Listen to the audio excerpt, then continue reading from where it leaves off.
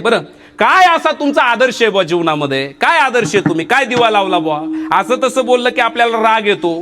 काहीतरी आहे का तुमचं? काय फक्त कोरोनामध्ये 2-4 मास्क वाटले, त्याचे फोटो अजून तुम्ही डिलीट केले नाही, एवढंच का परोपकार तुमचा? मला असं वाटतंय की आपण कधी असा विचार केला का या समाजामध्ये खरं म्हणजे या सृष्टीचा समतोल पाहिजे म्हणून कधीतरी आपण आपल्या कमाईतला 10 रुपये हिस्सा झाडाच्या पाण्यासाठी खर्च करू.